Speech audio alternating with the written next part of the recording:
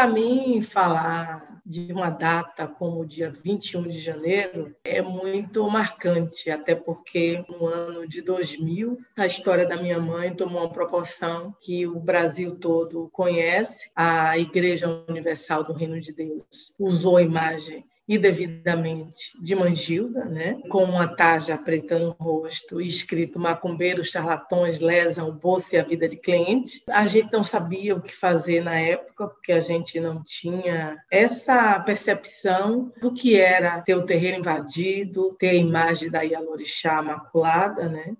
E a gente ficou um tanto perdido. Minha mãe ficou muito abalada na época e não sabia que direcionamento tomar, né? E eu tive a oportunidade de ter acesso à Koinonia e foi essa instituição que deu a oportunidade da advogada vir até aqui o terreiro. Minha mãe assina uma procuração no dia 20 pela manhã para a advogada e no dia 21 de janeiro ela sai e volta dentro de um caixão, né?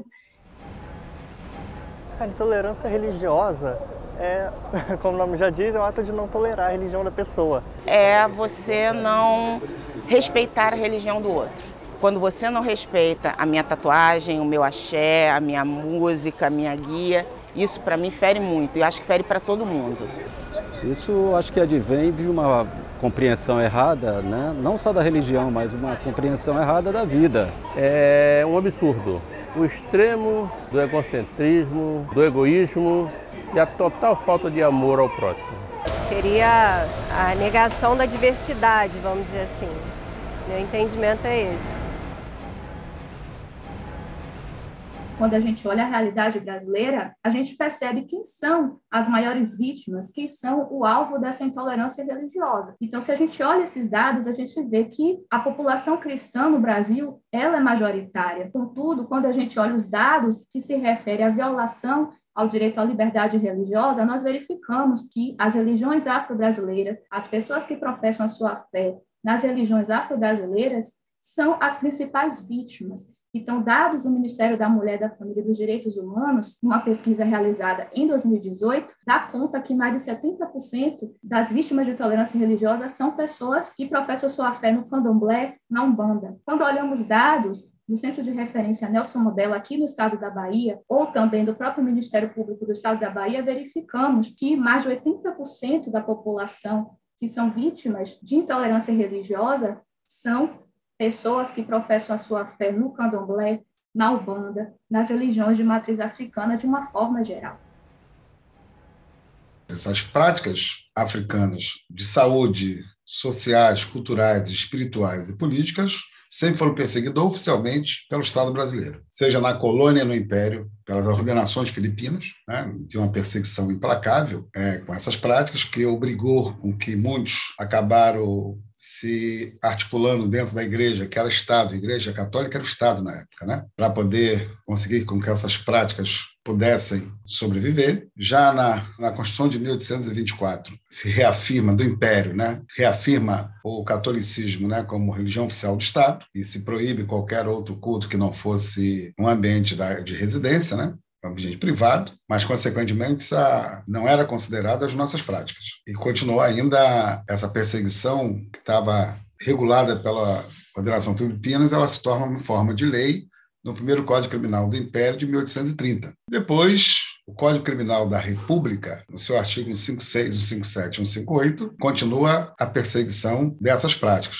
principalmente numa aliança entre os médicos e os juristas, numa visão eugênica. Isso quer dizer que não houve resistência? Houve várias resistências. A mesma configuração do candomblé no final do século, no meado do século XIX, final do século XIX, já demonstra isso. Todas as articulações que eram feitas para manter viva essa tradição e essas práticas. E eu percebo que, mesmo o dia 21 de janeiro sendo um dia nacional de combate à intolerância religiosa, a gente ainda não conseguiu muitos avanços. Nós temos a Secretaria de Reparação aqui no estado da Bahia, nós temos o Estatuto da Igualdade Racial, nós temos o Centro de Referência de Combate ao Racismo, Nelson Mandela, que tem registrado um avanço grandioso desse ódio, né? Já se fala até em terrorismo religioso, mas eu sempre acho que a intolerância religiosa ela é algo que tem adoecido as comunidades tradicionais de religião de matriz africana, né? Nós somos religiosos, mas nós entendemos que nós somos um povo, né? Um povo tradicional que tem direito a proferir a sua fé,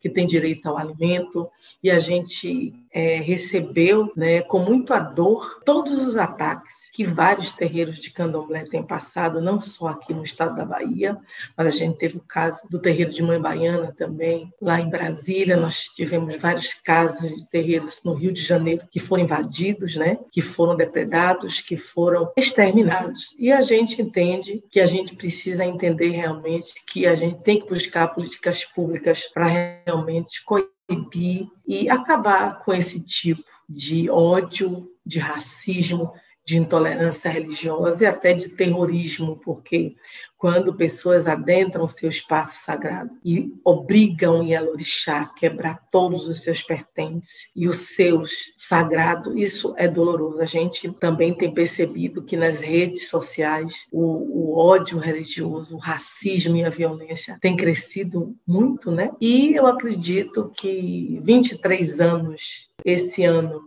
de 2023, que completa de morte de Mãe Gilda, eu ainda tenho uma avaliação ainda muito dolorosa, porque o caso de Mãe Gilda fica como um exemplo de luta, mas a gente não consegue avançar no sentido de realmente fazer com que a justiça prevaleça.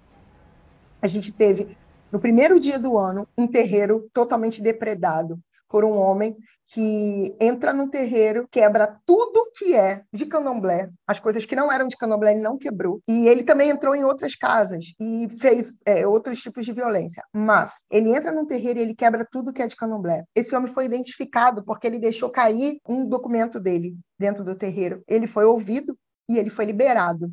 E o argumento do delegado que não fez a prisão foi de que ele estava em surto e que não tinha cunho religioso. Mas por que ele entra num terreiro e quebra tudo que é de candomblé? As outras coisas ele não quebrou. Porque o que autoriza ele a entrar num espaço sagrado de outra pessoa e destruir elementos dessa religiosidade de matriz africana? Isso é o racismo. E esse é o meu homem negro. E a gente está falando de desconstruir racismo para todas as pessoas, porque o racismo ele fez um serviço muito bem feito no mundo inteiro. Todo mundo é racista. Todo mundo traz uma série de preconceitos e pressupostos a partir do outro que não é seu espelho. E nós, povo preto, a gente também precisa desconstruir o nosso racismo cotidianamente. Então, as religiões de matriz africana, elas são alvo constante disso. Os povos indígenas, eles são alvo constante disso. E se a gente tivesse mais espaços islâmicos aqui no Brasil e uma comunidade islâmica maior, provavelmente eles também seriam. Mas a gente está falando desse cotidiano nosso, onde os terreiros são depredados todos os dias, onde as pessoas são violentadas todos os dias por exercer sua fé, por vivenciar sua religiosidade. Então, a gente precisa discutir isso na nossa sociedade. Isso é urgente, isso é para ontem, isso é uma questão de vida e de sobrevivência.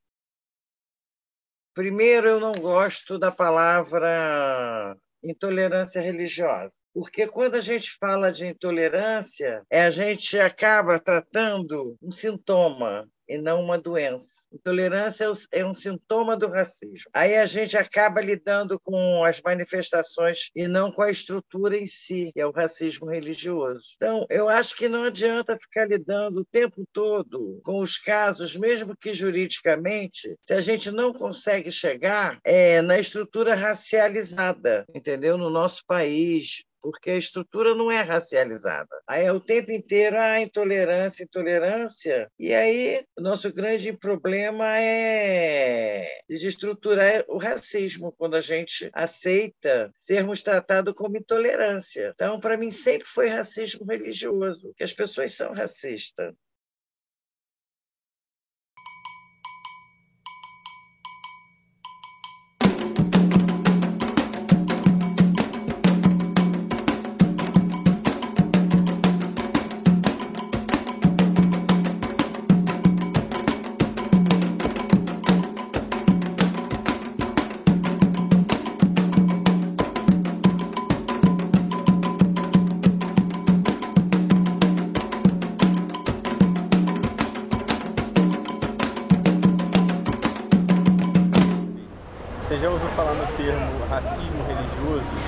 significa alguma coisa para você? Não, nunca escutei esse termo, racismo religioso.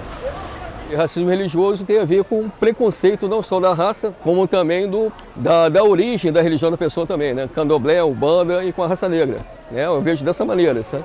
Por que essa religião é demonizada? Será que, tipo, se ela fosse majoritariamente branca, ela seria, tipo, demonizada? Primera vez que escucho el término racismo religioso, me imagino que va a un tema de que un rechazo a la religión solo por la piel.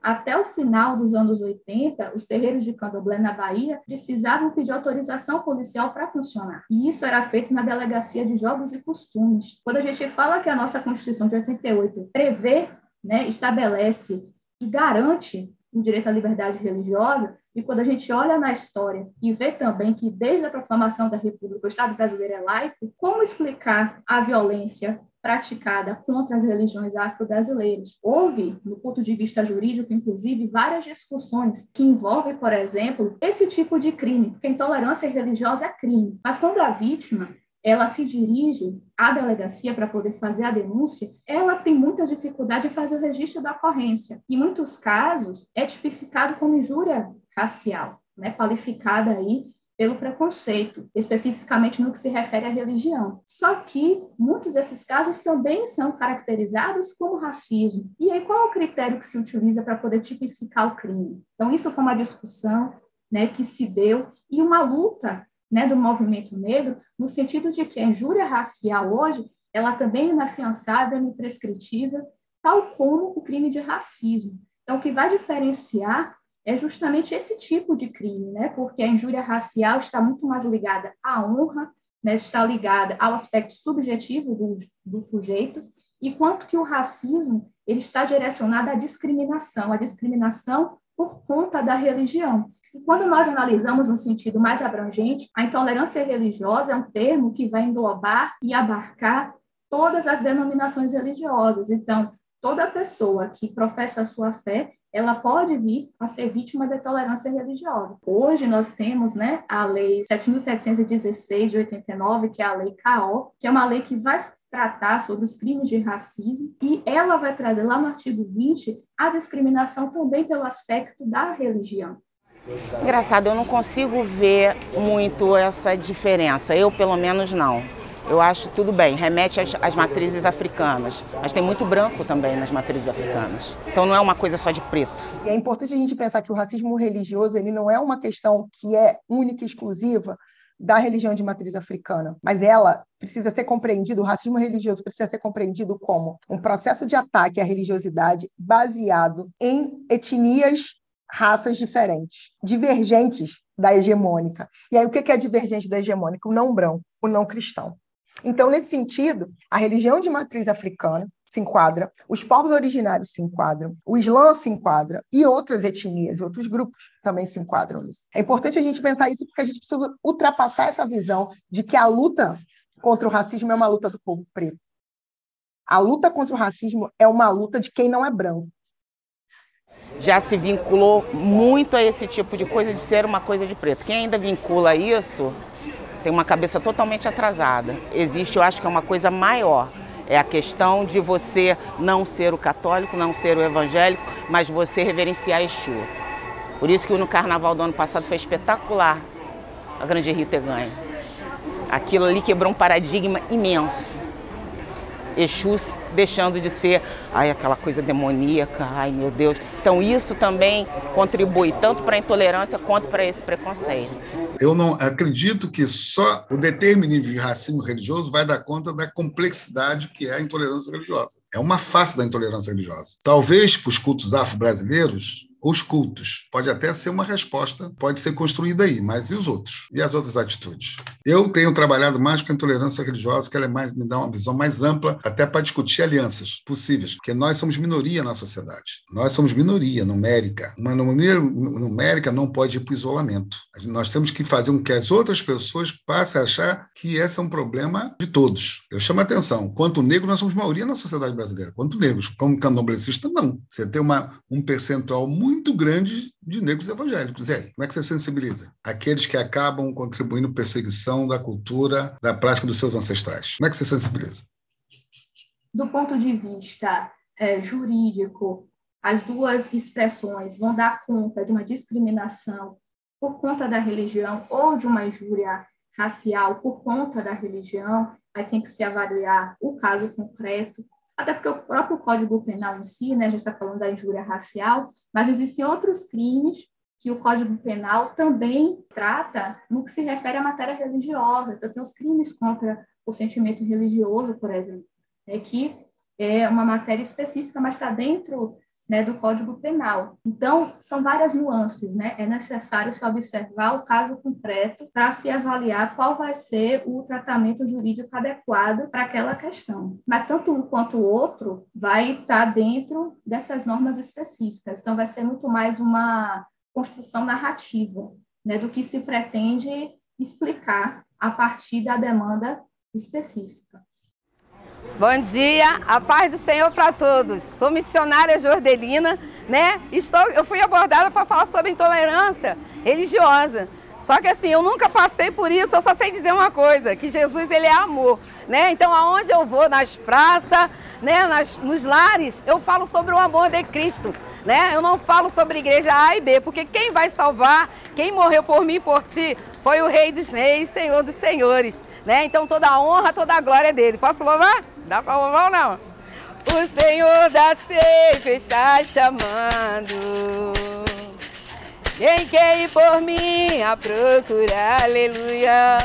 Almas que no mundo vão chorando, sem da salvação participar, aleluia.